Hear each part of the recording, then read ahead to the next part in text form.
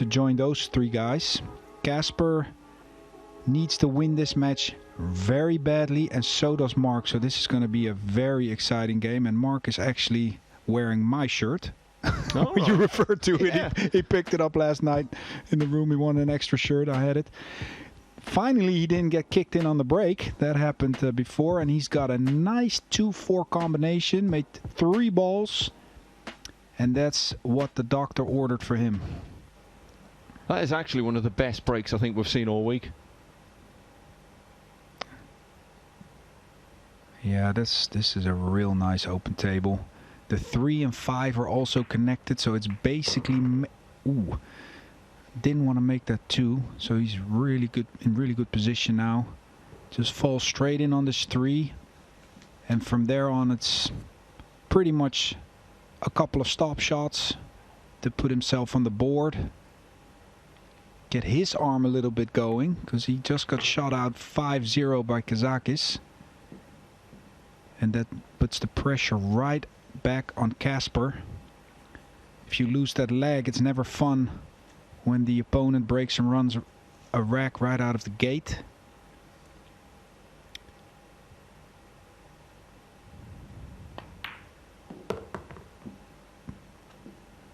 Prime position, all personal preference now. If he wants to stop it and go around the 9 or back up 1 rail, can pretty much do whatever he wants here, as long as he stays close to the 9 with an open shot. As long as you don't touch it. I think he's going with a little bit of left spin. 2 rails. Straight in. Smooth rack. 1-0. Marc Bijsterbosch off and running then, taking the opening rack in very swift order against Casper Matikainen. So you're going to be partners for the World Cup once again. It's coming up in the not too distant future, Niels. Do you do any preparation now? Do you talk to each other about it? Do you practice together in the meantime, or can you practice together in the current situation? We did last edition. That's almost 2 years now back. Marc came to Denmark, where I live, and we practiced with a couple of Danish youngsters.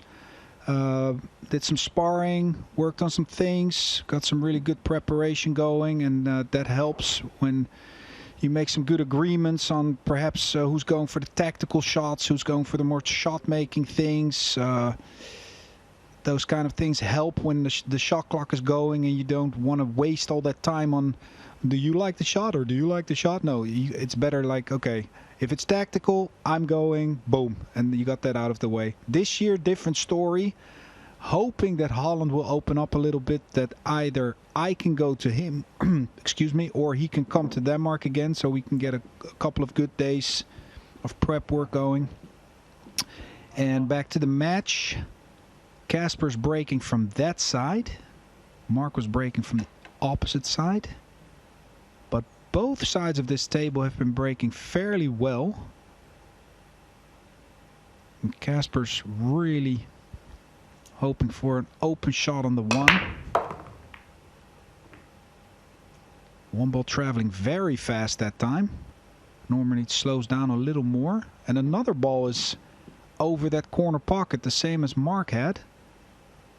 This time a little bit more tricky. Could opt for a bank shot on the 1. Cross corner there under the 2 and the 8, the top right corner. I think that's his best bet for control. Going for it, made it beautifully. Very well executed shot. And on the adjacent table, Albin's in a battle with Billy. He was running out, but got out of position the 8, and they're in a really nip and tuck safety battle over there. Thorpe in a bit of trouble though on the 8. Is he going to try and jump over the 9? I think he is. I'll let you know how he gets on. Now this is a chance for Matikainen to make a bit of a statement here. He's seen his opponent break and run in the opening rack. And he's got a clear chance to do the same himself and show Bijsterbosch he's in a match here.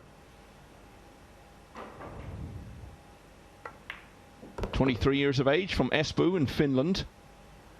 Started to make a bit of an impact 2018, got to the last 32 of the World 9 ball and was only beaten 11-9 there by Alex Kazakis. And then the following year, went back to the World 9 ball and beat the defending champion, Joshua Filler.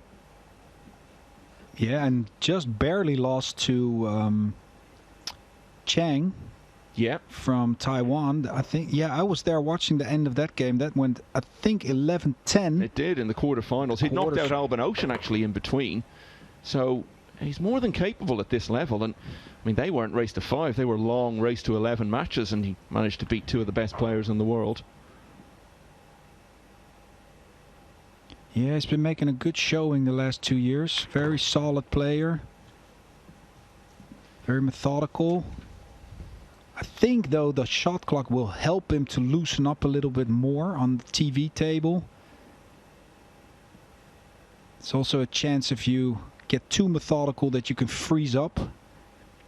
And the shot clock forces you to open up your intuition a little bit more, trust your gut. You've done this hundreds and perhaps thousands of hours before. And trust the instincts. And let it rip. He's got decent position on the 9. Casper Matikainen spent the first rack sitting in his chair, watching Marc Bijsterbosch run out from the break. But he's seen that and matched it in the second rack, so it's 1 apiece in the early stages. So how much potential do you see in Matikainen, Niels? Can he become one of the best players on the European scene in time? I'll tell you, actually, just before, hold that thought, let's hear from Alex Kazakis after his win in the last match. Alex, you told us earlier you were feeling nervous before today. Why? I don't know, because probably I didn't play for a year now. I didn't compete for a year, I didn't know how I'm going to play, and to be honest, I have no idea why I feel so nervous. But outside on the table here, I'm feeling really good for some reason, even if I'm nervous, and that's a good thing. You're playing really well as well. You seem to have found your stroke really quickly. Yeah, I came here really prepared. I'm playing the last 2-3 months, like almost every day in a friend's house with really tight pockets, and this helped me a lot, to be honest. I'm working out a lot. I'm feeling mentally, physically, and technically, I'm feeling really good. But my heart needs to slow down. Thanks, Alex. All right. 2 wins out of 3 for Kazakis, and he'll be back in action in the next few minutes, actually, against Mieszko Fortunski on the other table. As we see Marc Bijsterbosch hoping for more of what he produced with his break in the first rack. Yeah, just to answer your question, Michael, I haven't seen, to be honest, that much of Casper's game. Of course, that World Championship run, I was there myself. That was very impressive. He showed a lot of heart, courage, beat very good players. The point, though, that I want to make is, at the moment, the level in Europe on the Euro Tour and the European circuit is so high. You have so many good players coming through, youngsters, that he's basically just one of the really strong players out there. And to get in the top 10 and to stay in the top 10, now that's a whole different animal. To be in the top 10 nowadays for a couple of years, you have to really bring a consistent game. And I think he's shown a lot of potential. And right now it's about experience. And in the end of the day, it's all about confidence. Once you get to those semifinals, finals, and then you break the ice with a win, then you get that trust in yourself and you know you can do it. And I think from that point on, he's going to be extra dangerous. We've started calling them a rare dry break because they really have been this week. We saw one there from Bijsterbosch.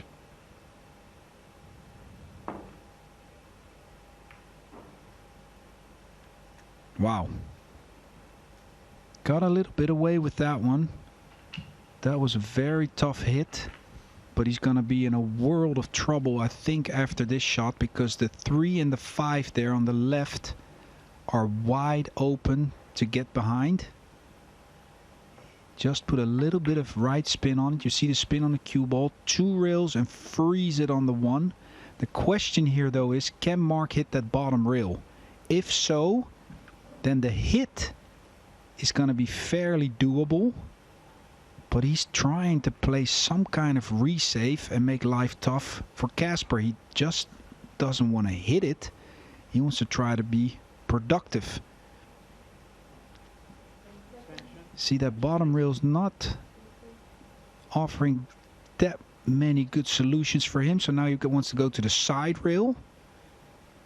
And I believe he's going to make contact with a couple of balls here. So he's got to depend a little bit on good fortune. See, the one's going to hit balls. It's going to stay there a little bit. Didn't give up a shot, an easy shot. So it's not too bad. Casper has to do some more work. He can shoot the one in the top left. Not an easy shot. But if he makes it, he's going to be rewarded very nicely with an open table. Or he could potentially play defense behind that pink 4. But the one might catch too much speed for him to control that. So if the safety and the shot, that's what he's done. Very nicely executed. Yeah, he's growing into it as the day goes on. His opening match against Alex Kazakis, it really was all over the place. He missed a routine 1-ball early on, one of the worst misses we've seen all week, and it just set the tone. He never really seemed to put that out of his head. And Kazakis won 5-0 without having to play particularly well. Oh, but just as I talk about how he's settling into the day, he goes and does that. Yeah, that was unexpected. He's gotten away with murder though, because the cue ball goes around 2 rails, ends up behind the 9, and Marc is forced to jump. You could see that he was imitating the shot he had. He had to go over that 9 ball, so he was a little bit hampered. And that caused some extra spin and deflection on the cue ball. And on a new cloth, those shots are trickier than they look. Oh, that is one heck of a shot by Marc. I don't think we have a shot of the day contest here, but if we did, that would be in there in contention. And draws it back slightly for position on the 3. Very nicely done. Can draw the cue ball back a little bit for the 4 on the side. And I can see by Marc's pace that he's wanting to accelerate a little bit. 2 rails out of the corner. A little bit funky. Has to stop this ball and take a little bit more of a cut on the purple 5. Should be no problem. He was going so well before COVID caused the suspension of tournament action. 2019 was definitely Bijsterbosch's best year so far. Really finished the Euro Tour season very strongly actually. Got to the semi-finals in Veldhoven. Lost to Dennis Grabe and then got to the final in Klagenfurt. Beat Joshua Filler, Dennis Grabe, both 9-8, and then lost 9-8 in the final to Alex Kazakis. And of course he had that great run with you, Niels, at the World Cup where you got to the semis. Yeah, he was playing very, very strong in the World Cup. He came with a lot of champion shots. Came well prepared. And saved my butt on numerous of occasions. Well, that's the thing. I mean, you know, you were obviously the far more well-known and experienced part of that duo. But the format of that World Cup, there's no hiding place. You can't just come in as the less experienced player and hang on to the coattails of your teammate. You've both got to play well to do well. You both have to play well, plus experience does weigh in a lot, because if you're discussing tactical situations, then the player with the most experience, he sees more options when the pressure's on. He's been under that shot clock pressure more times, and that's when the younger player can really lean into the experienced player. Ooh, did he come too high? That looked like a big bounce. I think he didn't put enough right spin, and now he has to cut that 8 way more than needed. So the younger player might shoot straighter because he's a young gun, but the more experienced player is going to have all the tactical knowledge. Oh, he just cannot reach this one, Michael.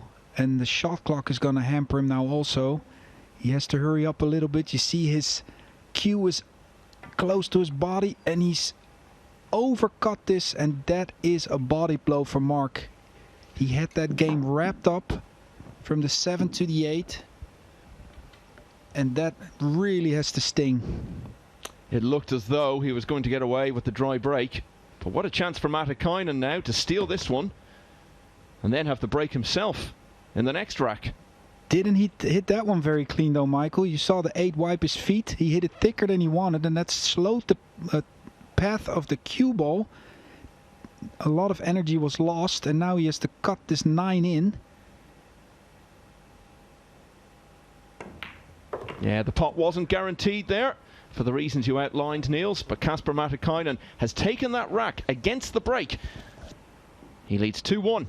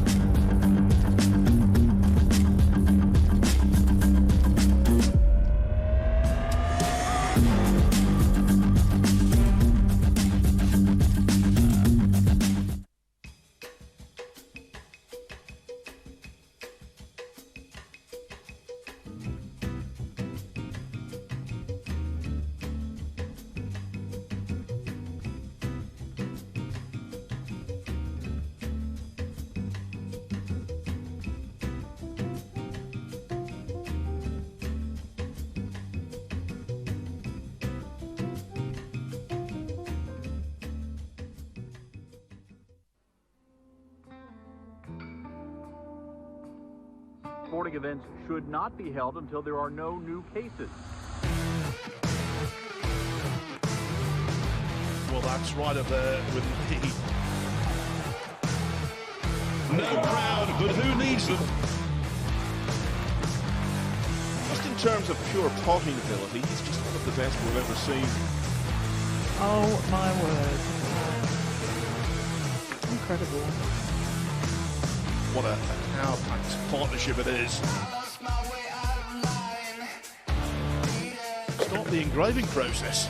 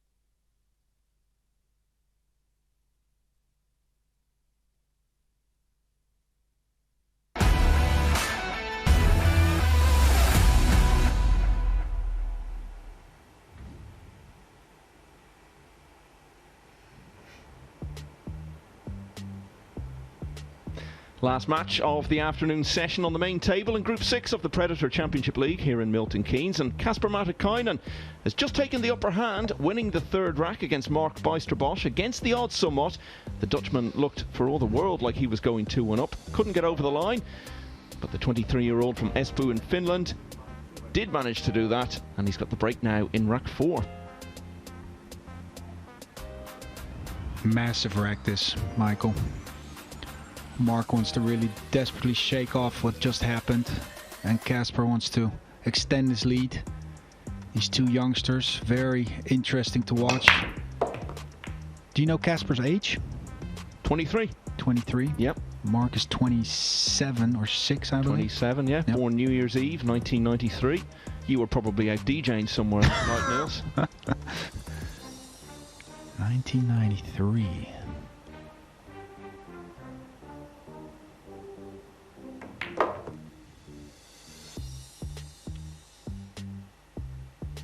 Interesting shot coming up here, because the 4 wants to go in that top left corner. It doesn't pass the purple 5 to the right, but you see that Nice green ball in the middle of the table, and that is the size of a watermelon on this shot, because he has to clear it. He has to draw in between it, and you see how big it is there. A couple more rotations and he would have been behind it, so very nicely done. I believe he can roll this one in, go off the bottom rail and shoot the 5 in the same pocket, unless we see the angle a little bit wrong and he has to run into it. He's drawing in front of it, also nicely executed. Didn't like to roll that ball, came with more authority. That showed good confidence. And he's well underway now for another rack win. Slowly off the rail. Just draw it back a hair. 7 in the low right. 8 ball low left. And he will have shape on the 9. So it looks like another break and run. And he's definitely playing better as the day goes on. As we saw though earlier in the match, he still has that tendency to just throw one in there along the way and cost himself at times. You know, it's interesting what I just saw on that 6 ball was his legs. His positioning of the legs, that resembled a lot of snooker. See, his left leg is a little bit more parallel to his right leg. Pool players normally have their left leg a little bit more forward. And I know Finland, a lot of the pool players come from snooker. Mika Immonen, of course a legend. He started with snooker. Petri Makkonen has played some snooker. And I wonder if Casper also came from that background. Yeah, you're right, it was a very snooker stance that we saw there. He's 3-1 up now. And you talked about these two as two young players, and neither of them have even made it to the Mosconi team yet. There was a lot of talk back in December that Europe are way ahead in terms of young players.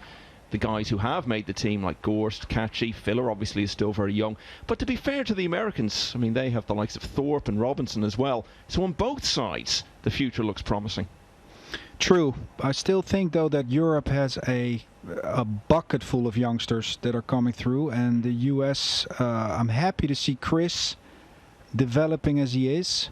That's really good for the sport, because in the Atlantic Cup that they hold between Europe and the US, that's between the youngsters, Europe has dominated that contest severely, and Chris has played it in a few years ago, and he's come through and he's really developed himself, got on the Mosconi Cup, so I think that's a very positive sign for Team USA and the players from the USA in general. The sport is so big there. When I started watching pool, that was in, I believe, the World Championships from 1990. It was held in Berkheim. Oh my word. Dear. Again he gets kicked in. That is extremely unfortunate. And look where they're going to finish as well. This could be 4-1, you know. Oh my. Hits Kicked both in by the points. two. Hits both points of the side pocket, gets kicked in. But I was just going to say that in 1990, when we started watching pool, it was so heavily dominated by the Americans. Pretty much all the champions came from the US, then the Filipinos, and then slowly but surely the Europeans, they really caught up and started winning major tournaments, and the tide turned. And I think the point you make is a good one. You look at the Mosconi teams, they were both full of young players. Some experience in there, of course, as well, back in December. But the strength and depth, I think, is much greater in Europe. Because, as we say, we've got players of this quality, and they're still a long way short of getting to that level and making the European Mosconi Cup team. And Matikainen, as we say, started the day slowly. He's gradually playing his way into it, and little bits of help along the way like that, like Bijsterbosch. You've been trying to teach me to say that all week, Niels, and I will get there eventually. Scratching there, that just makes it a little bit easier, and just getting a little bit of good fortune and a bit of assistance along the way always helps. This is the big shot of the rack. He can do two things. He can stun this in, just an under center crossover for the 8 also in the top pocket, or you could roll it in and play the 8 in the other corner. Like as such, ooh, I thought he missed that ball from that camera angle. It's funny, when you look at it from the overhead, it's much more inclined to look as though they're going to miss. True. He's gonna have a little bit of a tricky 9 though, because he's straight in on this 8. That means he cannot do much with the cue ball, in the sense that he cannot get it off that side rail. So he's gonna be pretty close to the rail. Straight in on the 9, has to really stay down on this shot. He's gonna elevate, which makes the accuracy a little bit easier. He can hit it with a little more speed. And Casper Matikainen is on the hill. He leads Marc Bijsterbosch by 4 racks to 1. Where does pool rank in the Netherlands, Niels? Because it's a country that's actually done really well in sport over the years. Obviously, we know how good you are at football. You've had things like Richard Krajicek winning Wimbledon 25 years ago this year, would you believe? And there are other sports as well, like hockey and darts, of course, as well. Skating. So skating, yeah. So where does pool come? Well, we're fighting for to get in the Olympics. The sport is in general. Pool is so well organized in Holland that we have an Olympic status. So we're part of the Olympic program, and that means that players reaching semifinals at the European Championships and quarterfinals at the World Championships are eligible for financial support by the government. I got lucky enough that's already a year and a half ago, that I extended my A status, it's called. So you get help from the government. The sport is very well organized. The youth program is super well done by coaches. They have a location in Eindhoven with 4 tables. Players can live there if they want, above that room, and get coaching twice a week. Catch up with the big boys, and they get subsidized also by the government. So just waiting for that opportunity that the billiard sport will join the Olympics, and then everybody will have even bigger chances. Just got the back point of that side pocket, Casper did. He tried to play that one ball again a few rails around the table and hoping it would land in front of that top left corner pocket, but you saw it caught the back point. That made it slow down a little bit, and you see it doesn't reach that area, and now he has to play a defensive shot. Could potentially cut it paper thin still in the left corner, but it hasn't been that kind of a match where these players are so loose. No, he can never do that because he has to shoot over the 3 ball also. So what does he have? He could push out. I don't see a great safety here, unless he sends the 1 to the left side rail and tries to use that pink 4 ball as a blocker. So the cue ball goes to the right as such, 1 ball to the left, and again we see that speed of the table, Michael. You see it's very deceiving, because in the practice room that ball would have been perfect, but actually the arena tables are faster than the practice tables. In the meantime, on the other table, previous rack, we saw Alex Kazakis miss the 8 ball, and Fortunsky winning that game. Beautiful bank shot by Marc. Yeah, he needs to make something happen here. It's not gone his way. He won the opening rack, but he's lost 4 in a row since. This has got to be a turning point for him. And just talking about Olympic recognition, I know that's been going on for some time, that battle, and Q Sports are really taken as one from that point of view. My understanding is it really helps when you're trying to get into the Olympics if there's a staging coming up in a country where your sport is big. Now, you think of Beijing in 2008, and that didn't happen. Q Sports obviously so big in China. My understanding of it from those who know about Olympic politics is that that's when you have the best chance, when your sport is taking place in a country that has a big tradition in that sport. And I think that's what Q Sports might really need to get them over the line on that front. We had London, of course, as well in 2012. So you've got the UK and China staging the Olympics there within a few years of each other. Didn't get in then, so it's still going to be a struggle. Yeah, those were golden opportunities. Of course, snooker is massive here in the UK, so that was a great chance. Meanwhile, Marc's back running balls. Wants to come from the 5 to the 7. That's the key ball of this rack. But we've seen uncharacteristic errors so far. And that shot I also think he could have done with a little more angle and use some topspin, but he has executed this to perfection. Judged the speed well. His job now is to really compose himself and run these 3 balls. Make it 4-2. Doesn't want to give up another rack. Can't afford to give up another rack, then it's game over. See there again, falling a little bit too straight. Try to get all the way down table. That would have made it easier to come back for the 9. Now he's straight in on the 8. Has to do a lot of work with spin and draw. I think we will see him. He can still cheat the pocket a little bit. Beautifully done. A little bit of right spin carries you further down.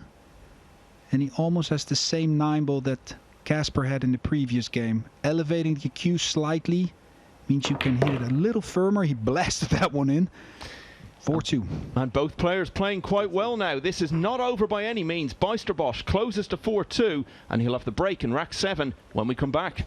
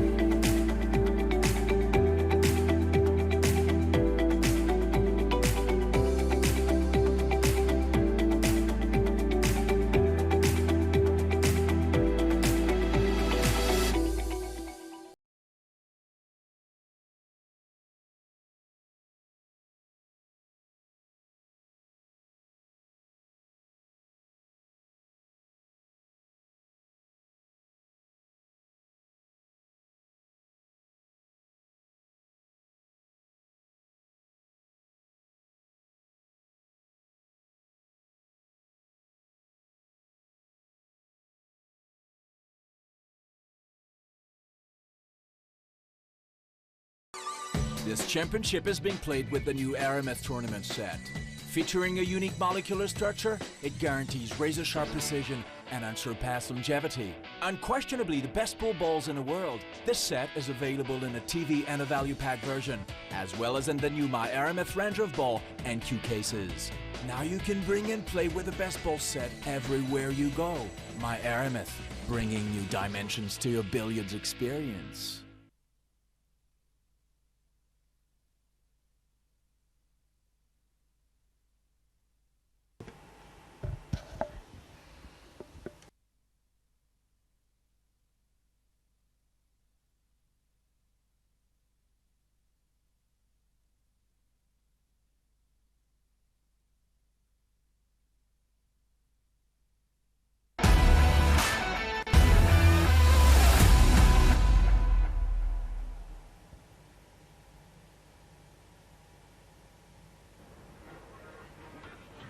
Welcome back. We're in Milton Keynes, and Casper Matikainen is on the hill.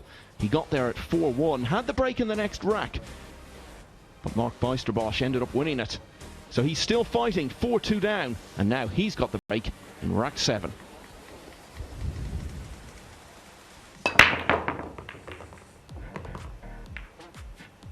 Hit him very well, and this time Lady Luck was a little bit more on his side. Has a shot on the 2. Wide open table again. You can see the power on Marc's break that he possesses. Yeah, potted 3 balls from the break, just as he did in the opening rack. He ran out from there. The 2 breaks in between, less successful. scratched on one, dry on the other. But he's got his braking arm back.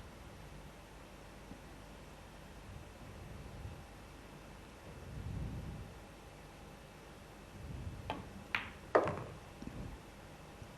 was just going to say it's very crucial on that one that you have an angle on the 3 ball. So often we take that one for granted and we're straight in on the 3, and now we have to do a lot of work on the 5. He's created a nice angle on the 3, and he can try to fall a little bit more straight in on this 5 where the layout stays nice and crisp and he doesn't have to work his way through this rack. I think he can slightly draw this back about 10-20 centimeters to create an angle on the 7 so he can punch it back to the middle of the table for the 8. Or he could stay on the inside of this 7. Hard to see the angle. Trying to force it off that rail. That was critical. And now he has to do one more forcing shot, I believe. Or draw it back for the 8 in the top left. Kind of where the cue ball is laying now. Wouldn't be that bad. Doesn't want to flirt with that side pocket.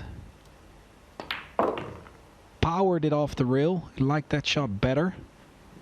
Still has a little bit of a tricky cut. Like we said, these rails are very bouncy, so he has to hold this a little bit more than you want. He's going to get speed on this bottom rail, side rail towards the 9.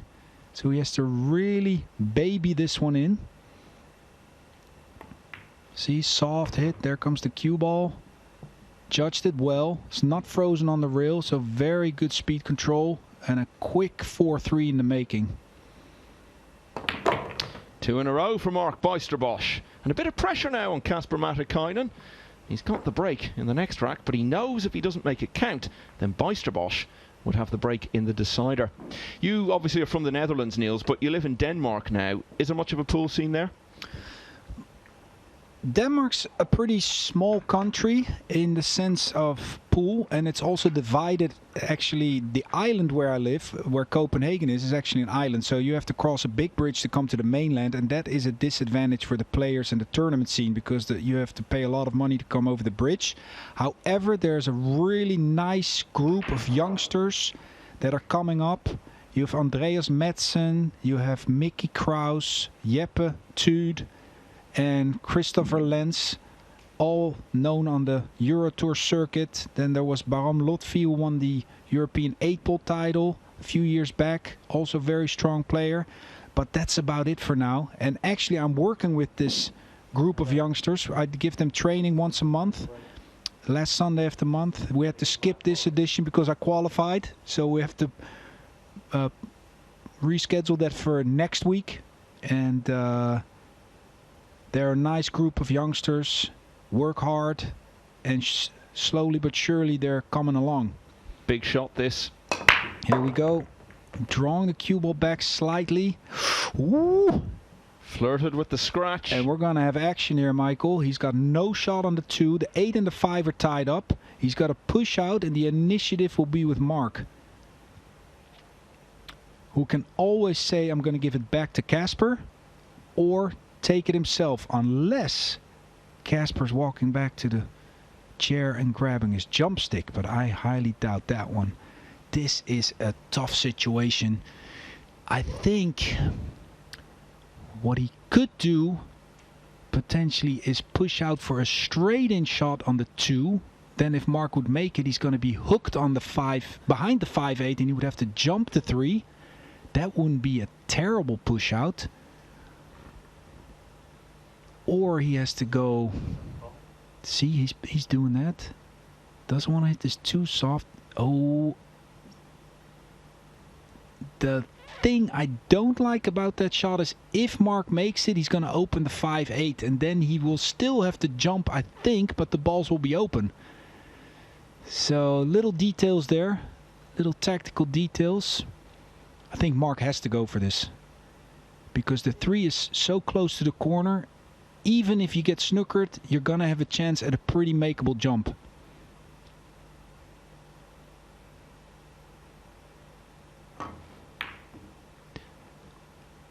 Is he going to be lucky? He is, you know. Michael, This look is at going this. in. Look Yeah. at this. Fortunately for Casper, the 5 and 8 are still tied up. I think Marc hit that a little bit too hard. He tried to really be aggressive, open him up, and get the cue ball out of there for an open shot on the 3. That was a little bit too much work. Now, what are we going to see with this 5-8? Does he have a chance to be aggressive? I think if he gets to the bottom rail after making the 3 by that middle diamond, that kind of position will allow him to pocket the 4 in the side and draw into that 5-8. I think that's the only chance he really has to open them up. Otherwise he has to play defense, unless he wants to get frisky now and open them up. But that's way too risky. He is trying that. Look at this shot. Oh. Yeah, well, he's managed to break them free there, but now look at the cueing he's got. He is not one for playing passive pool, I'll tell you that. That was very aggressive shot selection. It's wonderfully entertaining watching him. It's not straightforward, but great to look at. Nicely made ball there. Got a little high on this one. I'm not sure if he can hold it for that 5 in the lower corner. Still a lot of work to be done. He might have to draw this in between the 5 or the 9 and the 8 for the 5 up top right, or can he do something with a roll shot and go past the 9? Let's find out. Yes, he can. Bit deceiving angle sometimes on the TV screen. And still it's not over, Michael. He's straight in on this 5. He has to draw it back for the 8 in the side or the top left corner, or follow it a little bit and take a much more trickier shot on the 8 than he would like. He's going for the top. Nope, drawing it back. He's got me fooled every time. And I know his game. Well, he doesn't seem to do the predictable thing very often, does he? One more big shot and we're going to have a tied game here. Casper's got to be feeling this. He got a little bit unfortunate on the break. Pushed out. Marc fluked the ball in and took full advantage of it. And that's another example of this event, how quickly things can turn. Center of the pocket there. Yeah, that was absolutely perfect. Marc Bijsterbosch was 4-1 down here. Not anymore. He's level at 4-all. And Niels, this is huge now for both of them, isn't it? The difference between winning and losing this rack. If you win it, you go to the interval with 2 wins out of 4 and still in with a very, very good chance of getting through to the semi-finals. Whoever loses it, 1 win out of 4, you're in a real scrap then just to stay in the tournament. And for Matikainen, it would be particularly harsh to find himself in that position, given how strongly placed he was in this match. Yeah, I'm curious to see Matikainen's face in the chair now also, because when Marc was walking back to his seat, you could see Matikainen shaking his head. He was disgusted with what happened in that game, and now he has to sit in his chair and maybe face another break and run out. He's praying for a shot, basically. Here's what's going on next door. Mieszko Fortuński has won 1 and lost 1, and he's leading 2-1. Got a chance here to go 3-1 up against Alex Kazakis. That could have gone a bit better, but should be okay, you would think. Fortuński is the European 10-ball champion. When he won that, he beat Casper Matikainen in the final. Yeah, he was on a tear in that event. He beat me in the last 16. He was playing super good. Beat Homan, Torsten Homan, great player in the semis, and here we go. Like you. Boom. Stop the cue ball, and he's got position on the 2, ladies and gentlemen. But the 3 from this angle, can he make this ball on the side? That's the big question. If not, he could play position for a bank shot. See, we cannot. It would be great to have a camera view of this angle from the 3 to the side. See, he's looking at that. I think it goes. He's trying to feel up the shot because he has to clear that 8 ball. He's trying to feel if he gets an angle on that 3. What can he do? Does he have to draw into the 8 for an open shot on the 4? See, again, going back to it. From his body language, it looks like the 3 passes. He's more worried about clearing that 8 ball. There we have a bit better angle. And you have to feel for Casper. That has got to hurt, that last break.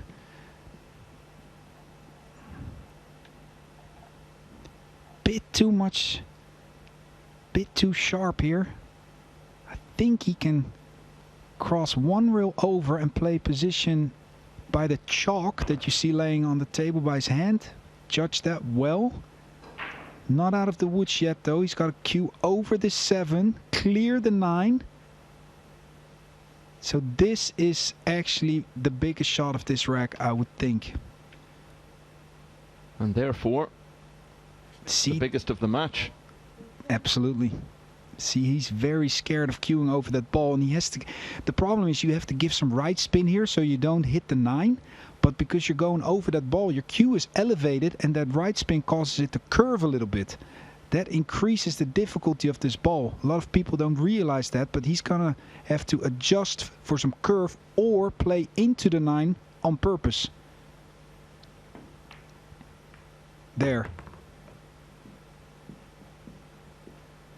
One more good positional shot here. Doesn't want to land straight in on the 7. Wants to hit that middle diamond on the short, on the bottom rail actually, and then come back out. Needs an angle on the 7 desperately to cross back over to the other side of the table for a shot on the 8. Going, oh, he overhit that. He overhit that. Again, an example of how fast these rails are. And it's decision time. I think he already used his extension. I think the cut shot is not really there. What about the bank? The bank. Yeah. It's got to be, hasn't it? The bank or safety. 7 to the bottom rail. Maybe use that 9 ball as a blocker. It could be a two-way shot where he plays both. Play the bank. Oh, went for the cut. Look at this. What a shot there. Wow, that and he's got to be on. Oh, he's got to make another one. This shot is even harder. But if you make it, you're going to have a shot on the 9 either in the corner or in the right side pocket. But this is the toughest shot of the match by far. Putting his fans through the ringer here over and over again.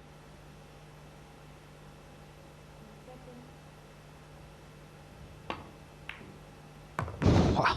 But he keeps coming up with the goods, doesn't he? Oh my lord. He just will not leave the table. And another, he's got to make one final tough shot.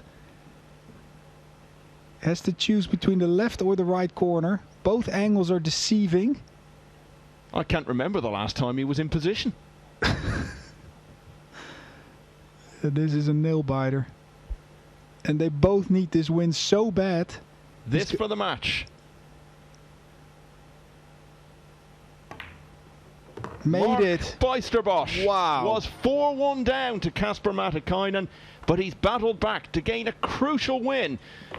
He goes into the evening session with 2 wins out of 4, and he plays Roberto Gomez and Mieszko Fortunski back to back.